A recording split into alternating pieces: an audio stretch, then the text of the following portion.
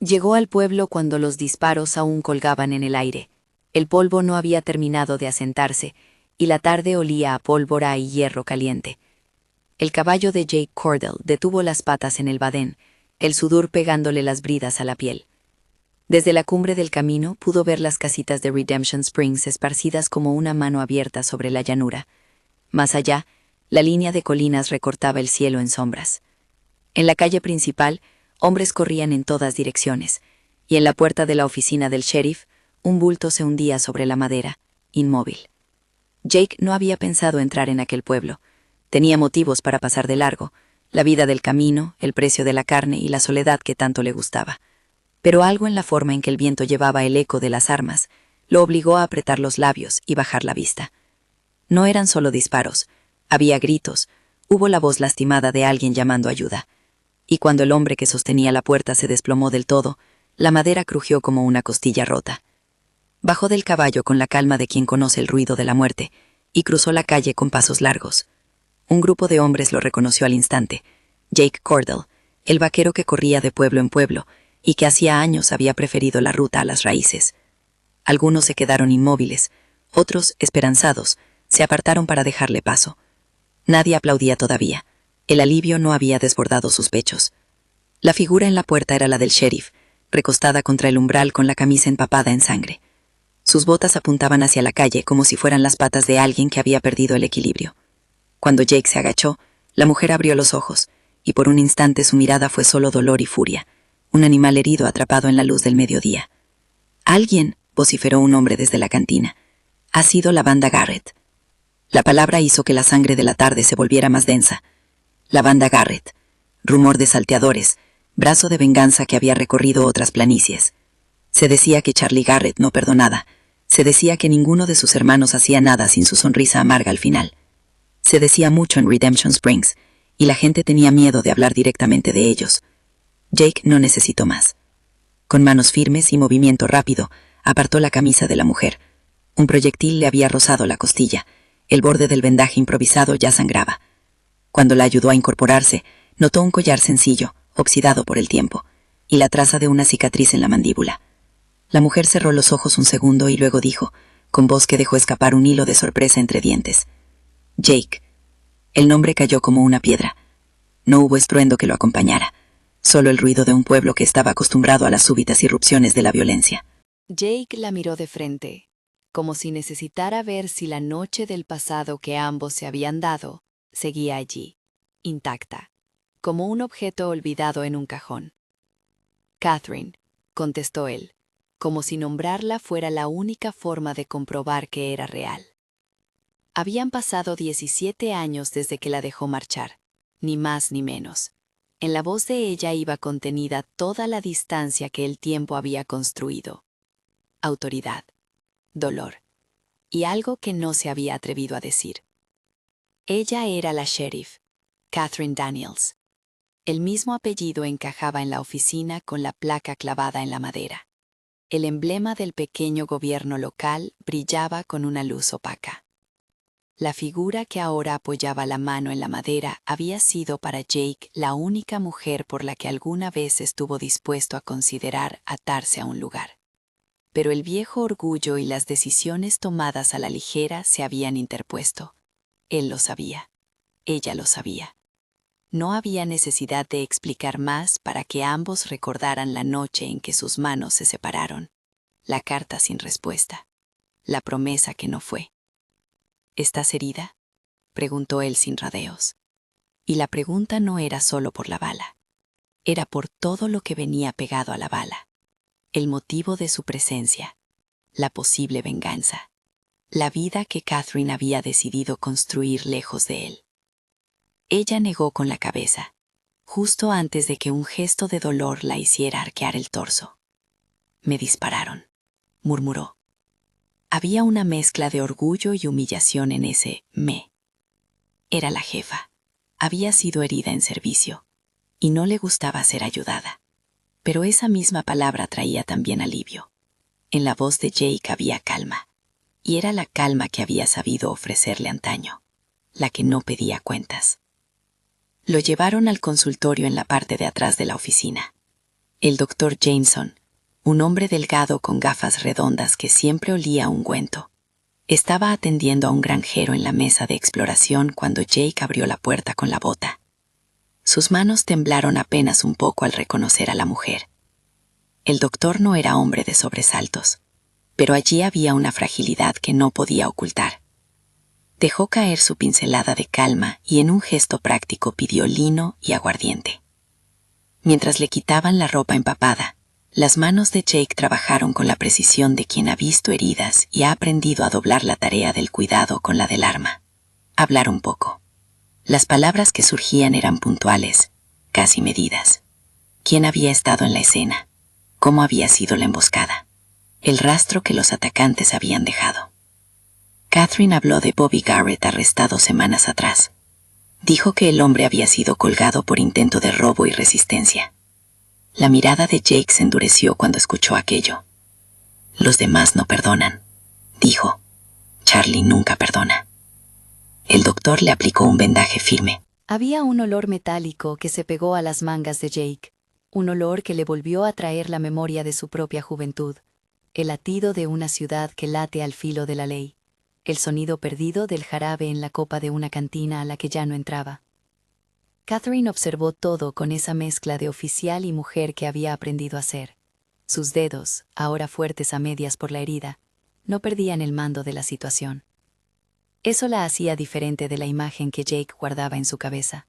La joven que le hablaba al oído de cosas pequeñas y grandes. La que con voz dulce le proponía quedarse. La conversación se quedó suspendida en ofrecimientos que no se hicieron, en la mudez de los años. Jake recordó la víspera en que le dijo que no. Recordó los días de piel áspera por la lluvia y el roce del caballo. Recordó cómo el orgullo le había parecido siempre más noble que admitir miedo a las raíces. Catherine había tomado la ley en sus manos y se había hecho respetar. Su placa había templado la voluntad en lugar del afecto. Todo aquello ahora se manifestaba en la fragilidad de su vendaje y en la determinación de no ser un peso. Cuando salieron al porche el sol empezaba a inclinarse. La gente se había agrupado en corro, mirando con ojos que mezclaban gratitud y miedo. Algunos movían la cabeza, otros clavaban la vista en el vaquero que, sin preguntar, había acudido. Jake se durmió en una expresión que parecía contener decisión. No iba a desaparecer de la escena. No cuando la venganza de los Garrett pendía sobre el pueblo como una tormenta. Fue entonces cuando la multitud rompió en murmullos, y una mujer mayor, con pañuelo en la cabeza, avanzó y dijo en voz alta lo que muchos pensaban.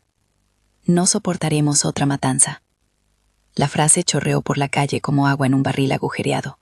La promesa, o más bien, la exigencia, de defender lo propio se apoderó del sitio. Había miedo, sí, pero también una chispa de algo que hacía años que Jake no veía con tanta claridad.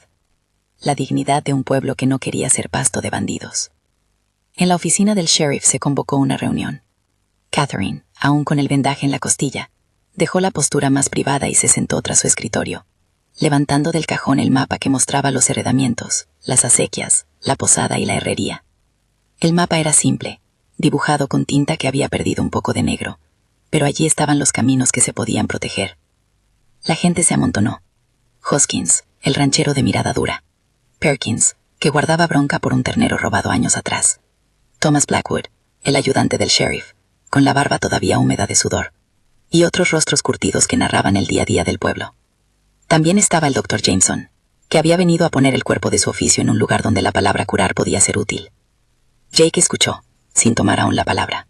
Había una cierta danza en el modo en que los hombres del pueblo hablaban, propuestas atropelladas, ideas colgando como herramientas en una cuerda.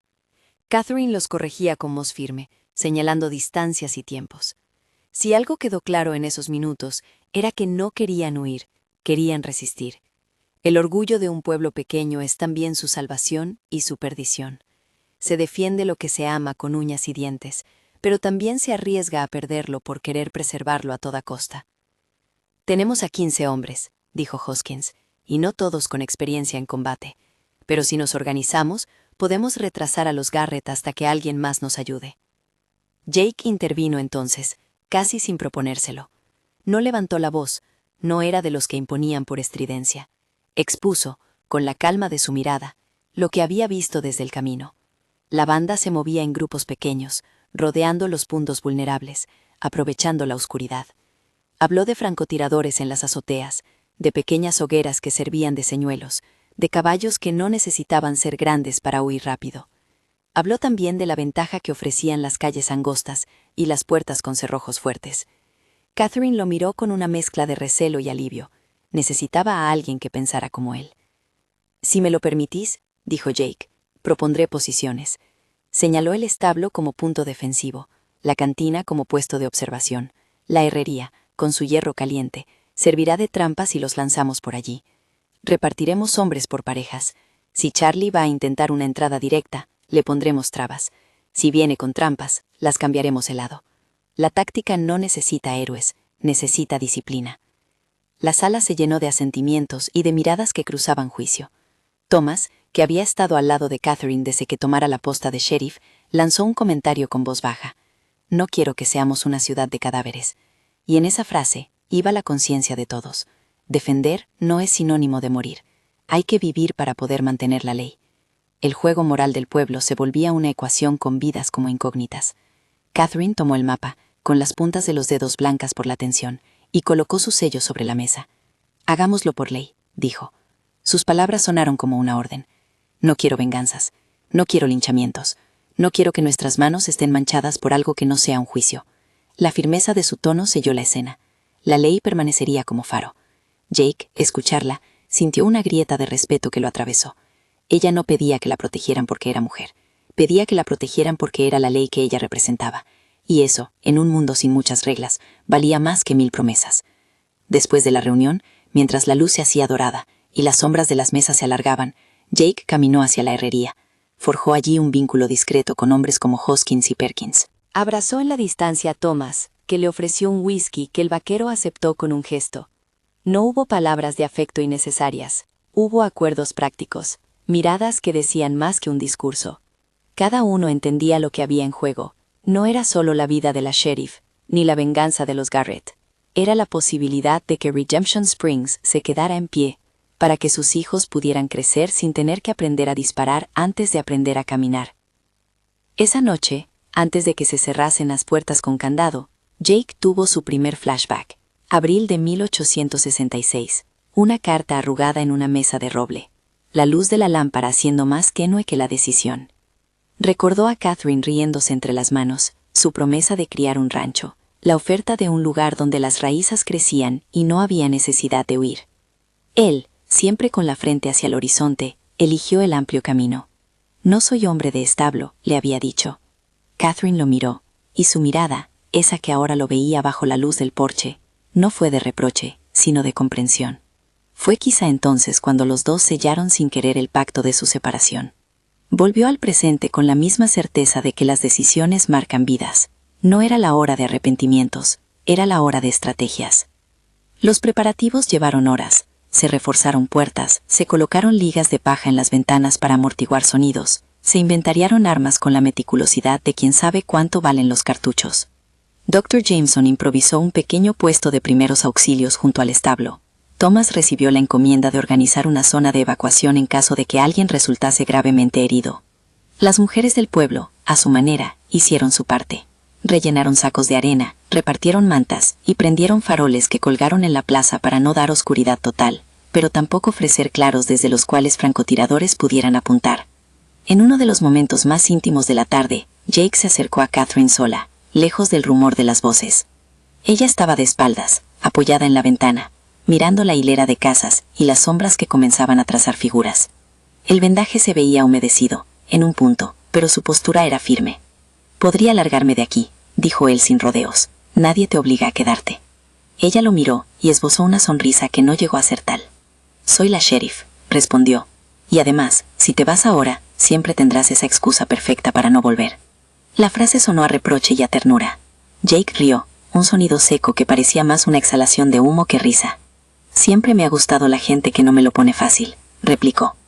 Hubo un tiempo, al principio de su relación, en que esas palabras hubieran bastado. Ahora, en la penumbra que se alargaba, quedaron colgando entre ambos como un puente sobre un río que no sabían si cruzar. Ella le tocó la mano sin que aquello fuera un gesto explícito de afecto. Fue más bien un reconocimiento. Ambos sabían que si se crecían o si cedían, el resultado sería distinto al de 17 años atrás. «Si esto termina mal», susurró Catherine, «quiero que lo sepamos por la ley o por lo que hicimos para evitar que esto pase. No quiero que nadie diga que hicimos lo que los Garrett querían que hiciéramos, caer en salvajismo». Jake asintió. No era necesario decir más. La ley, dijo el silencio. Antes de que cayera la noche, hubo otro flashback que le atravesó el pecho a Jake como una aguja. La cantina de un pueblo menor. Un baile en que ella llevaba un vestido azul que le marcaba la cintura. Él se acercó con 2 copas y le ofreció un porvenir que no pudo sostener. Recordó la promesa de comprar un rancho, de plantar árboles, de tener un hijo que corriera descalzo por las praderas. Recordó su respuesta. El camino, la libertad, la excusa de no estar hecho para anclas. Aquella imagen volvió a él con la fuerza de la pérdida, la vida que podría haber sido, la quietud que no supo abrazar. Esa noche, mientras el pueblo se cerraba y las estrellas empezaban a disputarse el cielo con las linternas, Jake caminó solo por la calle principal. La cantina estaba cerrada, la herrería apagada, las puertas atrancadas. Escuchó el ruido latente de las respiraciones y de las preocupaciones. En la puerta del establo, un perro viejo lo miró y le dio la bienvenida con un gruñido que parecía un guiño. Fue un regreso a la sencillez. Estaban vivos, y la lucha tendría que ser ordenada. La posición que Jake eligió para él no fue la más heroica, ni la más expuesta. Se colocó en el techo de la herrería, donde podía observar la planicie y las sendas de llegada. Desde allí vio la línea de las colinas, y con la vista entrenada percibió en la lejanía el movimiento de polvo que indicaba caballos en marcha. Esa visión le hizo apretar la mandíbula, no por miedo, sino por la entrada inminente de aquello que había estado planeando la verde humillación del pueblo. En el momento en que la noche se espesó y las primeras sombras se confundieron con el humo de las hogueras, Jake se permitió otro recuerdo, la voz de su madre diciéndole que no todo abandono es cobardía, que a veces el hombre que huye lo hace para preparar un regreso distinto. Aquella idea lo acompañó como un puño de tierra cálida. Tal vez pensó, la vida le daba una oportunidad para hacer otra cosa, para permanecer. En la plaza la gente terminó de repartir sus armas y se colocó en parejas como una formación de aves ante la tormenta. Había novapos con ojos demasiado abiertos y veteranos con manos que no temblaban. El doctor, con el ceño fruncido, dejó el botiquín al lado de la puerta del establo. Catherine recorrió a los suyos y se aseguró de que las palabras escuchadas en la reunión no se perdieran en el rumor. Cada instrucción suya era clara: medir el fuego, no disparar a la primera alarma, vigilar las salidas del pueblo. Su autoridad se sentía como una muralla, que además de proteger, sostenía la esperanza. Cuando la luna se asomó por la copa de un pino, un grupo de puestos quedó dispuesto en el borde de la calle principal. Jake observó a los hombres con los que ahora compartía destino. Hoskins tenía la mirada dura. Perkins masticaba tabaco y fruncía el ceño. Thomas sostenía su arma con gesto de soldado.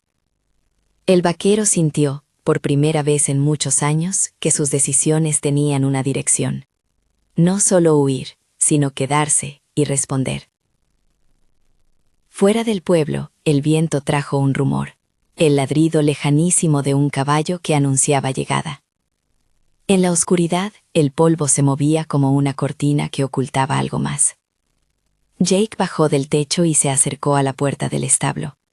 Catherine estaba allí, con el rostro apenas iluminado por una lámpara colgante. Sus ojos le encontraron sin decir nada. Un intercambio de miradas fue suficiente. No había necesidad de promesas grandilocuentes. Había un pacto tácito. Uno daría el coraje, la otra pondría la ley. En ese instante, en la distancia, alguien habló bajito y dijo: «Se acercan». No hubo gritos, solo un silencio que pareció más grueso que cualquier palabra. El pueblo contuvo la respiración. Dentro de unas horas sabrían si lo que habían hecho bastaría para detener la venganza que se acercaba, en forma de hombres, armas y rencor.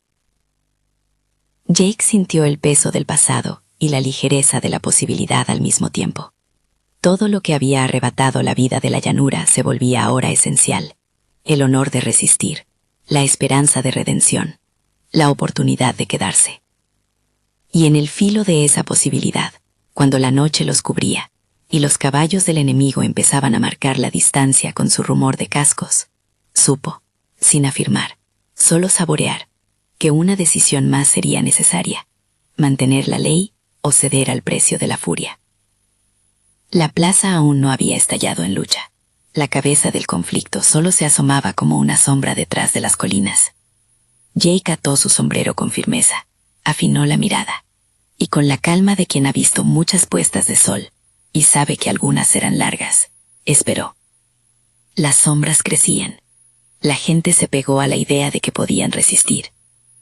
En la distancia, unas luces pequeñas empezaron a moverse, y los caballos respiraron el aire frío de la noche como si supieran que algo iba a ocurrir. Cuando la primera silueta recortó su sombra contra la ladera, alguien en el borde de la plaza soltó un suspiro, que no era ni de terror ni de alivio. Era el sonido de la tensión que se tensaba a punto de romperse. Jake echó mano a su rifle, pensando en la forma correcta de contraatacar sin perder el pulso de la justicia. Afuera, entre el polvo y la luna, los Garrett empezaban a dibujar su presencia. Dentro del pueblo, las puertas estaban clavadas, las luces apenas titilaban, y una fuerza callada se preparaba para sostener lo que fuese necesario. Y mientras las primeras voces de la banda llegaban en murmullos apagados, Catherine apoyó la palma contra la madera de la puerta como quien enciende un faro interior. Sus labios se movieron en una frase que no era para los demás, sino para sí misma. Una oración sin credo, una promesa de mantener la ley aun cuando el mundo pidiera sangre. Jake la escuchó sin comprender cada palabra, pero supo por el timbre que era sincera. La noche terminó de llegar. El aire olía a pólvora y a humedad. En el umbral de la calle principal, donde la luz de la luna y la sombra se encontraban, todo estaba dispuesto. Las manos que unas horas atrás habían tomado herramientas, ahora empuñaban armas. Las barreras se habían levantado como defensas tardías que, sin embargo, podrían salvar vidas. En ese instante, la decisión aún no se había tomado. El pueblo esperaba, el vaquero miraba, la sheriff se mantenía firme. Afuera, el polvo dibujaba la llegada de los enemigos. Entonces, justo cuando el silencio parecía contener el mundo entero, un ruido sordo se elevó desde la colina, el primer clamor de la fuerza que llegaba, el rompimiento del silencio en un rumor que presagiaba tormenta. Jake apretó el gatillo de su emoción interior y esperó la señal de que debía moverse. La lucha se acercaba, pero aún no había empezado. Y en ese inminente espacio entre la calma y la ruptura, cada respiración del pueblo se volvió más profunda, consciente de que el mañana podría traer tanto la salvación como la pérdida. El primer choque fue un grito, y luego un estallido de sombras. La emboscada no tardó. Como si la noche misma se hubiera partido en dos, hombres enmarañados en capas oscuras se derramaron por las calles laterales, prendiendo hogueras como señuelos y disparando a las luces. El aire se llenó otra vez de pólvora, pero esta vez el sonido no sorprendió a los defensores. Fue recibido como una orden contenida que se ejecutó con movimientos practicados. Jake, desde la herrería, vio la primera línea correr y se lanzó sin que nadie tuviera que darle permiso. En sus manos el rifle se volvió extensión de la voluntad, su respiración un metrónomo que marcaba el compás. El consultorio, la primera línea de defensa por donde habían pasado antes, fue el primer lugar en arder de confusión. Un par de hombres de la banda rompieron la puerta con violencia, y desde detrás de la mesa de exploración del Dr. Jameson se levantó la pelea. No fue elegante, fue la colisión de dos mundos, los que conocían la ley y los que la rompían por vieja rencilla. Dr. Jameson empuñó una lámpara como quien toma una bandera. Thomas Blackwood respondió con la calma de quien había entrenado para tiempos peores. El doctor tuvo la primera caída, no por su voluntad, sino por un golpe lateral que le entumeció la nuca. Quedó tendido pero no vencido, con la respiración trabajada y la mirada fija en la entrada. Las manos improvisaron vendas entre gritos, y en la penumbra se oyó el crujir de madera astillada. Jake encontró en la confusión a un muchacho que intentaba, con manos temblorosas, cerrar una ventana. El muchacho tenía la cara cubierta de hollín y el gesto perdido. No le pidió nombre. A Jake le bastó con darle una orden breve y segura. Cúbrete. Si disparas, hazlo con calma. El muchacho obedeció, y cuando por un momento la bala rozó la madera junto a su hombro, el detalle de su juventud hizo que a Jake se le parara el corazón. Un pueblo no se defiende con odio, sino con la necesidad de que los niños crezcan sin miedo. Desde la herrería, Hoskins lanzó una cadena de fuego contra uno de los asaltantes que quiso internarse por la puerta trasera. Perkins y otros hombres se movieron en pareja, siguiendo las coordenadas de Jake. La estrategia funcionó en parte. Muchas de las entradas quedaron atrapadas en calles bloqueadas o en callejones donde la visibilidad era mala para los atacantes. Pero la banda no venía solo a forzar puertas. Buscaban una figura. Charlie Garrett no era un hombre que aceptara respuestas tibias. Su plan era cobrar lo que consideraba deuda. Por eso, parte de la fuerza se dirigió con precisión a donde la sheriff solía estar, el porche, el símbolo. Fue allí donde el combate se volvió íntimo y doloroso.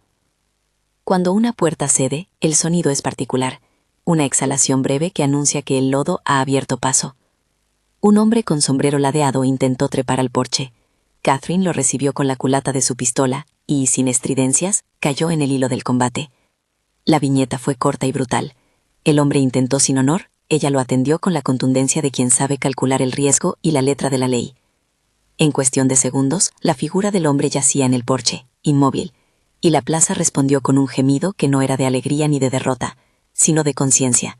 Cada herida tendría un precio. La lucha se extendió hacia el establo cuando la cantina empezó a arder a causa de una bengala.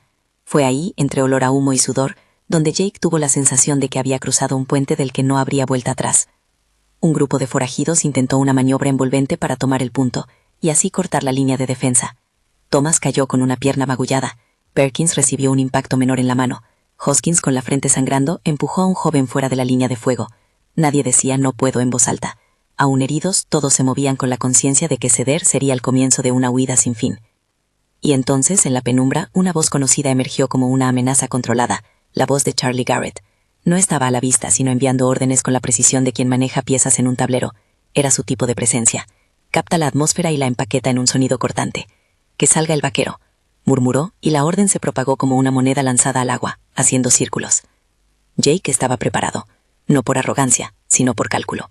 Sabía que Charlie buscaría provocarlo. La venganza se alimenta del fuego que se muestra. Y así, como cebo, Jake permitió que circulara el rumor de que él era la pieza vulnerable. Salió a la calle principal como si avanzara solo, con la luna detrás que hacía sombras largas sobre la madera. Sus pasos fueron medidos, su respiración tranquila. Detrás, vigilando desde los postigos, hombres dispuestos a cerrar la red. En la calle principal, Charlie apareció con su sonrisa amarga y la calma de quien sabe colocar una trampa. No vino agarrado de 100 hombres. Venía con el cálculo de la geografía y con algunos francotiradores en las paredes altas. Habló alto, para que todos lo oyeran, como quien marca la caída de una sentencia. «Cordell», dijo, y el nombre rodó. Ha venido a esconderse como en sus viejos tiempos. La provocación estaba servida. La gente del pueblo contuvo la respiración. Catherine se mantuvo detrás de las tablas del porche, la placa brillando como una estrella apagada. No movió la mano. Su mirada decía, que sea la ley, que la ley enseñe. Charlie sacó una pistola y apuntó con teatralidad. Jake respondió con la misma moneda. No desenfundó, pero su presencia dijo más que cualquier arma. Fue un diálogo de tiempo. Cada uno midió al otro con la historia en los ojos. Entonces, cuando la tensión osciló a favor del bandido, Jake hizo lo que había trazado en la noche. Se dejó ver. Avanzó 2 pasos. Y al tercer latido cambió de rumbo. No entró en disparo directo. Se echó hacia un costado, como si buscara un mejor ángulo. Era lo que esperaba Charlie. La caída en el arrojo. En ese mismo instante, la segunda línea de hombres que se sostuvo en silencio rompió su sombra. Desde un balcón, Hoskins y Perkins, con sendos rifles de repetición, atinaron a los francotiradores que Charlie había ocultado. Un disparo abatió a uno, y otro gritó al caer. La trampa de Charlie se deshilachó cuando su cobertura desapareció.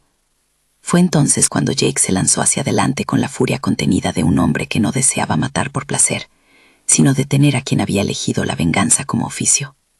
Corría con paso firme, esquivando la metralla y las astillas, y cuando llegó a estar cara a cara con Charlie, no fue un duelo de héroes románticos, sino la colisión de 2 voluntades. Charlie tenía la sonrisa de los hombres que nunca aprendieron a llorar. Intentó disparar, pero su arma se trabó por el barro, o por el sudor. Jake no se lo pensó. Con una patada, desarmó al hombre. Se produjo un forcejeo. No fue limpio. Árboles de madera saltaron, víveres cayeron, la gente gritó. Un golpe seco hizo que Charlie perdiera el equilibrio y cayera contra la madera de la posta. Allí, de espaldas al polvo, se veía la furia contenida, y los guardias del pueblo se abalanzaron para asegurarlo. Lo que siguió fue una mezcla de orden y caos. Charlie fue maniatado con cordeles que no eran perfectos, pero sí suficientes. Varios hombres alzaron al cautivo como si fuese una bandera que presentara la respuesta al miedo. Y en ese momento, cuando la plaza quedó salpicada de heridas y humo, cuando las linternas parpadearon entre cuerpos que respiraban con dificultad y niños que habían sido llevados a resguardar en las casas, algo sucedió en el impulso social. La gente, agradecida y agotada, comenzó a aplaudir. Primero tímida palmada tras palmada, y luego más fuerte, como un latido colectivo que buscaba expulsar el terror. Aplaudieron a Jake por su valentía, por la sala que había puesto entre la bestia y el pueblo, por la calma que había dado órdenes exactas y no triunfos al azar. Los ojos de Jake buscaron a Catherine. Ella, con la ropa manchada de sangre y el vendaje húmedo, miró al vaquero con una mezcla de afecto contradictorio. Gratitud, reproche, algo que olía a perdón. La madera chirrió bajo las botas de los aplausos, y la plaza, por un instante, pareció recuperar su pulso normal. Fue en ese latido de alivio cuando Catherine subió al porche, no para celebrar, sino para recordar. La gente comenzó a callar sin darse cuenta, como si la figura de la sheriff hubiera un imán que reclamara silencio por respeto. Catherine sostuvo el brazo del cautivo. Lo miró como quien observa la suma de daños que un hombre puede provocar, y pronunció un nombre que cambió la textura de la noche. Por lo que se nos ha quitado, por lo que hemos perdido, y por la ley que juré proteger, dijo Catherine con voz que no tembló. Que se recuerde también a Bobby Garrett. El sonido de su voz atravesó el aplauso y lo convirtió en un silencio espeso. Bobby Garrett era el nombre que había comenzado esta cadena de fuego. Su arresto y muerte habían sido la chispa que incendió la venganza. Aquella mención recontextualizó la ovación. Ya no era solo un reconocimiento al vaquero, sino un recordatorio de que el precio de su victoria no anulaba el dolor antiguo. Algunos de los asistentes bajaron las manos, otros miraron al suelo, y por un segundo los rostros se volvieron de piedra. La decisión de nombrar a Bobby fue medida. Catherine quería que la gente no celebrara la violencia, sino que se recordara por qué esa violencia había llegado. Sus palabras trajeron a la superficie el debate que en muchos pueblos se evita: justicia o venganza. Que se haga justicia, continuó, no linchamiento. Que Charlie Garrett responda ante la ley y que se haga memoria de Bobby, porque somos más que las manos que empuñaron el lazo y el revólver. Al pronunciar ese nombre, ella no borró el agradecimiento a Jake, lo enmarcó. Les pidió a todos que vieran con claridad que la victoria era por la ley y por las vidas que quedaban, no por un acto de furia. En ese silencio que siguió a la mención, Jake sintió algo parecido a un peso aligerado y al mismo tiempo una sombra de culpa. No por la captura, por las vidas que se habían ido. Recordó la cara de algunos que ya no respiraban. Imaginó a sus viudas, sus hijos, la charla que habría que darles cuando la agonía dejara lugar al luto. Miró a Catherine, que lo estaba observando como quien toma nota de cada detalle ético de la escena. Ella le dio un pequeño gesto, no de reproche, sino de acuerdo. Su mano cerró un espacio entre ambos que no necesitaba palabras en ese instante. El traslado de Charlie no fue inmediato. No había fuerza policial suficiente para llevarlo en el acto a la capital del condado, pero sí había la voluntad de no dejarlo en manos del pueblo como trofeo. Catherine supervisó la improvisada cárcel. 4 hombres de la guardia tomaron posición a su alrededor, y Dr. Jameson, con las manos manchadas de otros cuidados, clavó la mirada en el cautivo como si le dictara al tiempo el valor de la sanación. Thomas ayudó a asegurar la celda con clavos y tablones adicionales. En vez de linchamiento, hubo diligencia, custodiar para llevarlo al juez. Esa era la promesa que había pronunciado en la reunión del mapa. Esa era la ley que debía sostenerse. Mientras se organizaba el viaje para escoltar a Charlie a la corte, se tendieron camillas y se veló por los heridos. El número de bajas no fue irrelevante. Hubo hombres que no volvieron a levantar sus cabezas, y el pueblo lloró a su manera, con silencio arrugado, o con palabras duras.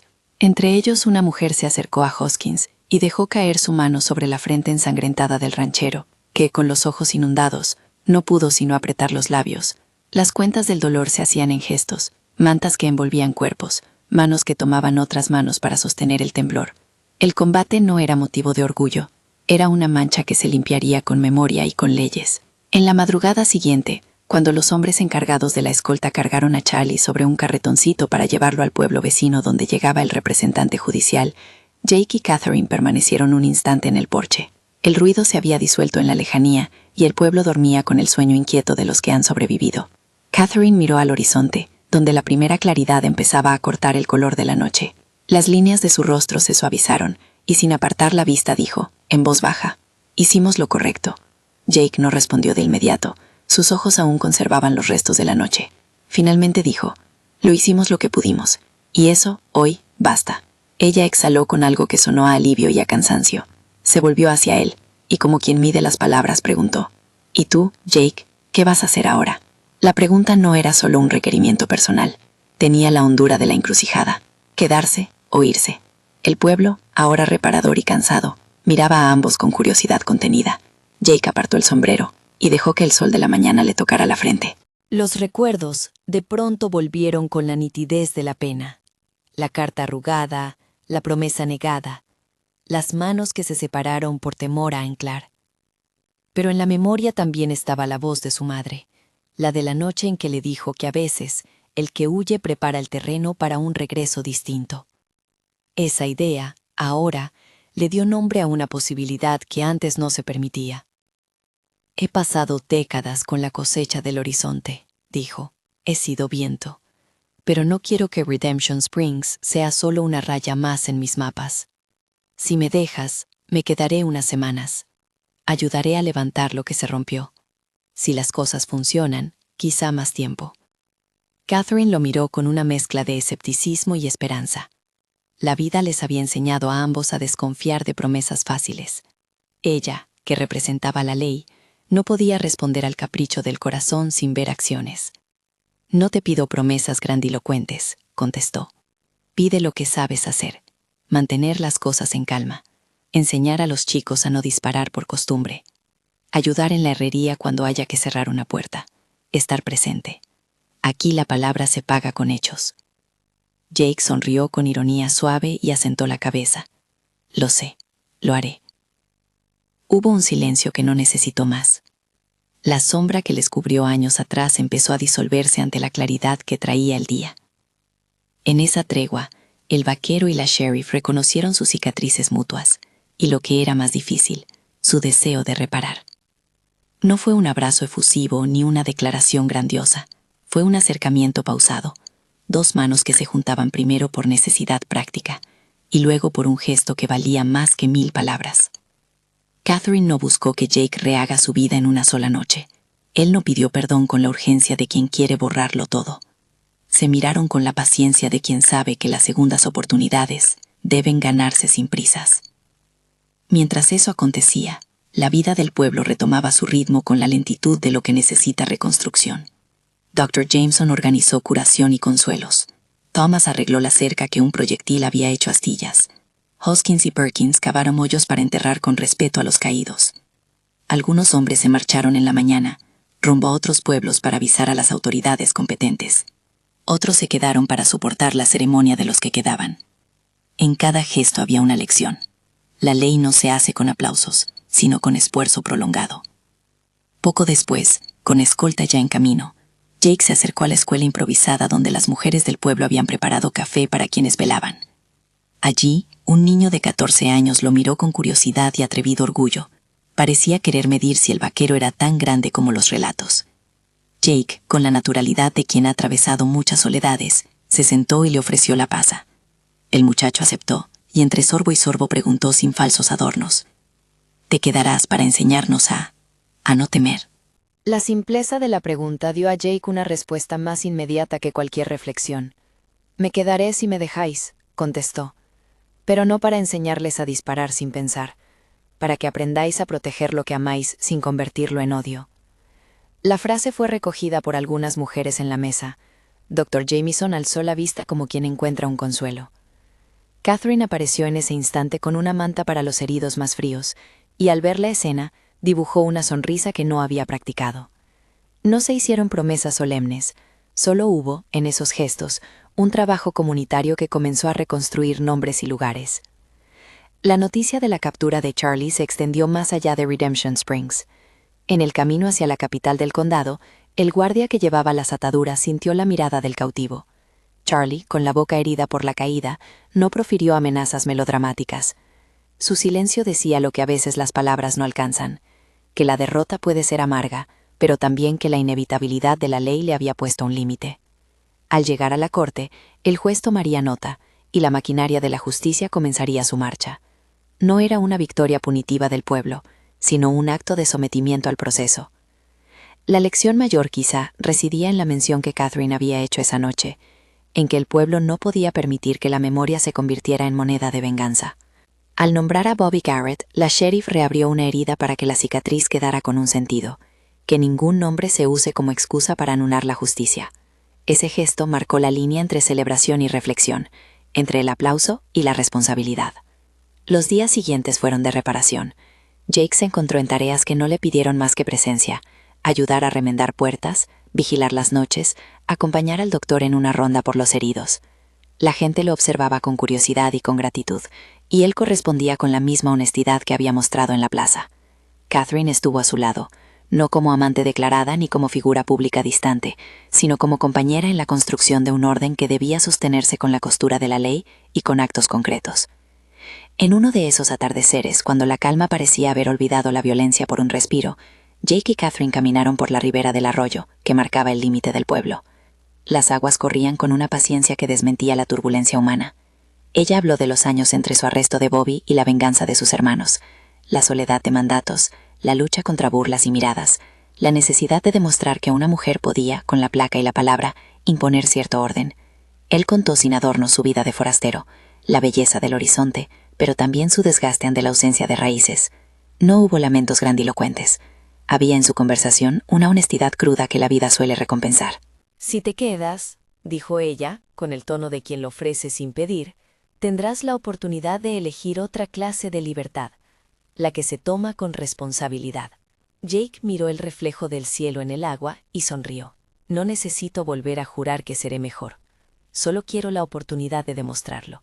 Ella le tomó la mano, no con la torpeza de quien quiere recomenzar una historia sin costuras, sino con la firme delicadeza de quien entiende que lo más valioso de dos personas es la voluntad de construir un nosotros con actos, no con palabras. Era un puente hecho de pequeñas piezas. Quedarse para reparar, para enseñar, para sostener la ley. La noticia llegó semanas después. El juez dictó que Charlie Garrett sería juzgado en la ciudad cabecera por sus crímenes, y la fiscalía dejó claro que se perseguirían responsabilidades por la cadena de venganzas que comenzaba con Bobby y terminaba con la banda. El proceso sería largo. No habría justicia instantánea, pero sí un camino instaurado.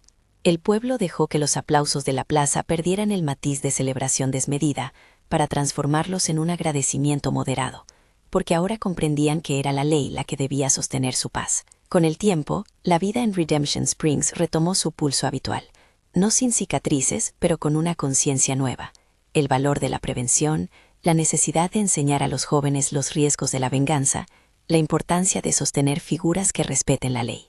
Jake, por su parte, se convirtió en una presencia conocida y necesaria.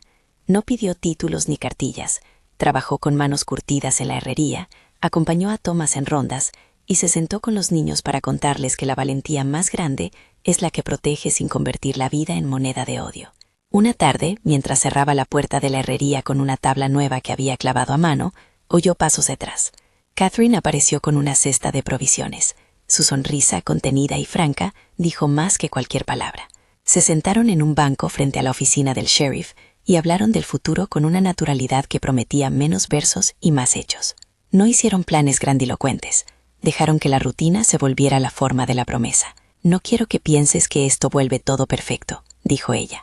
«La ley nos seguirá retando. Vendrán otros problemas, pero esta vez no estaremos solos». Jake la miró, y con la calma de quien ya no se deja llevar por el ardor del primer impulso, respondió: «Entonces quedémonos, por la ley y por nosotros». por el pueblo. Catherine dejó escapar una risa que fue más ligera que cualquier campana de victoria. Por la ley y por nosotros, repitió, y el pacto, sin dramatismos, quedó sellado.